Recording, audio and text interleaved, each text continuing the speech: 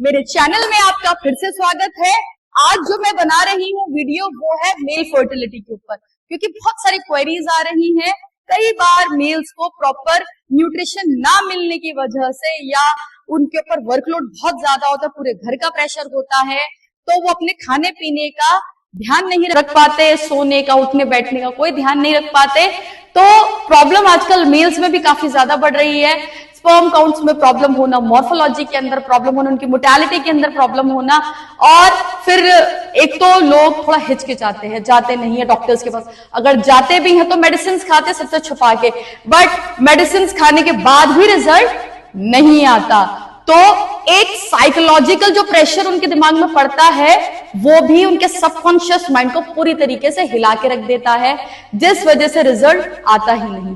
तो इन सब का सबसे सिंपल सॉल्यूशन है, वो है योग, होलिस्टिक हीलिंग, कि आप अपने मैकेनिज्म को नेचुरली इस तरीके से ठीक कर दो जैसे और लोगों का ठीक होता है। यानी कि सबकॉन्शियस माइंड को अगर आप रिलैक्स कर दोगे तो ऑटोमेटिकली आपकी प्रॉब्लम क्योर हो जाएगी।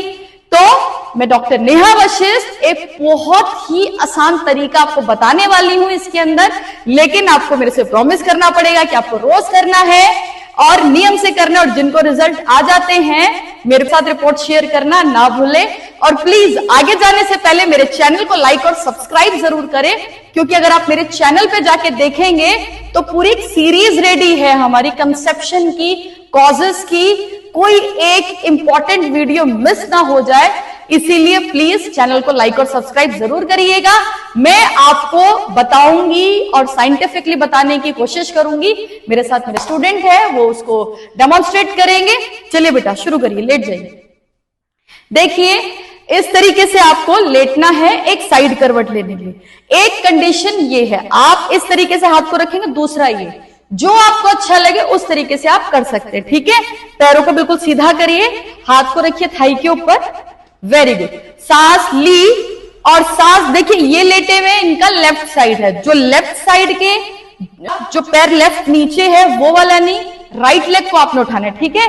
राइट लेग को बेंड किया, सांस ली, सांस छोड़ते वक्त अब कस के दबाइए और नोज को टच करना है घुटने के ऊपर। अब इसमें क्या है, जिस तरीके से नोज टच हो रही है, जो पेल्विक रीजन है वहां पे ब्लड की सप्लाई बढ़ रही है, टेस्टिकल्स के अंदर ब्लड की सप्लाई बढ़ रही है, जो एक ऐसी सिचुएशन क्रिएट कर रही है कि वहां पे डिटॉक्सिफिकेशन का प्रोसेस शुरू हो रहा है। कई बार एजुकेशन के टाइम पे ब्लॉकेजेस हो जाती हैं, तो वो ब्लॉकेजेस डॉक्टर्स के पास जाते हैं, थोड़ा सा स्टिमुलेट किया जाता है और उस ब्लॉकेज को इंजेक्शंस के थ्रू ओपन किया जाता है, बट वो कोई परमानेंट सॉल्यूशन नहीं है। फिर वो 1 से 2 महीने बाद प्रॉब्लम आ जाती है।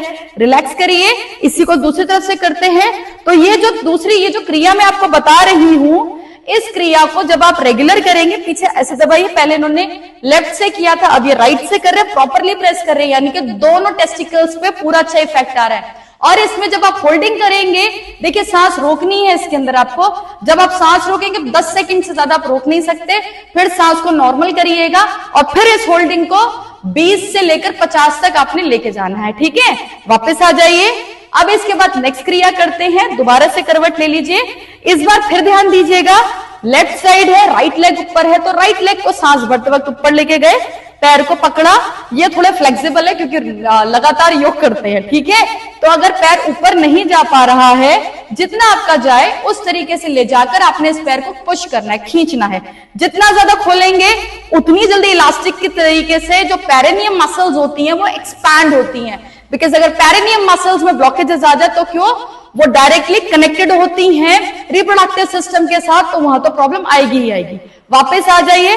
इसको भी कम से कम 20 काउंट्स तक करिएगा, बढ़ाते बढ़ाते 50।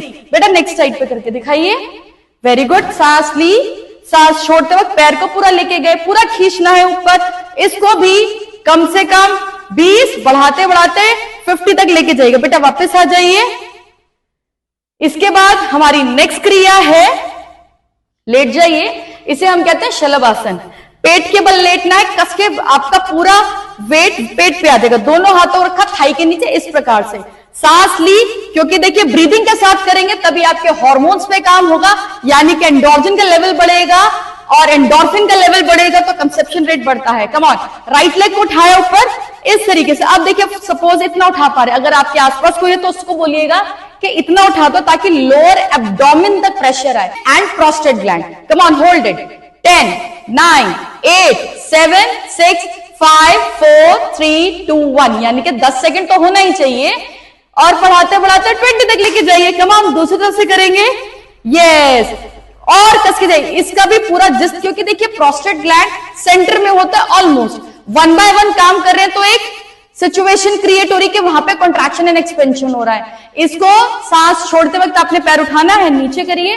अब दोनों पैरों को एक साथ ऊपर लाइए, नाभि दबाई। अब कई लोग उठा नहीं पाएंगे तो किसी से बोलिएगा आप इसको उठा दो, नहीं तो कोई चौकी या कोई स्टूल रखा उसके ऊपर आपने पैर रख लेना, या फिर कोई बेड के पास। इसको भी कम से कम आपने 20 सेकंड तक तो होल्ड करना ही है और बढ़ाते बढ़ाते 50 सेकंड तक आना है। वापस आ जाइए बेटा, पूरा उठाइए, शशक आसन में आइए पीछे, यस, डाउन। एक काउंटर आसन है। जो भी आपने क्रियाएं करी, कई बार कमर दर्द की समस्या आ जाती है इन क्रियाओं के बाद, तो कमर दर्द की समस्या ना बढ़े तो यह आसन को करिएगा और इसको होल्डिंग के साथ करिएगा। कम से कम मेरा वही टारगेट है 20 से 50। 20 से 50 का टारगेट इसलिए है क्योंकि 20 तक की जो सप्लाई होती है वो ऑलमोस्ट रिप्रोडक्टिव सिस्टम तक पहुंच जाती है और 50 में तो पूरा डिटॉक्सिफाई उसको कर देती है। तो मेरे चैनल को लाइक और सब्सक्राइब करना ना भूलें, और जिनको गुड न्यूज मिल जाती है तो प्लीज मेरे साथ रिपोर्ट जरूर शेयर करें, क्योंकि आपका जो फीडबैक होता है मेरे लिए बहुत प्रेशियस है और लोगों के लिए बहुत ही ज्यादा मोटिवेटेड हो जाता है। Thank you.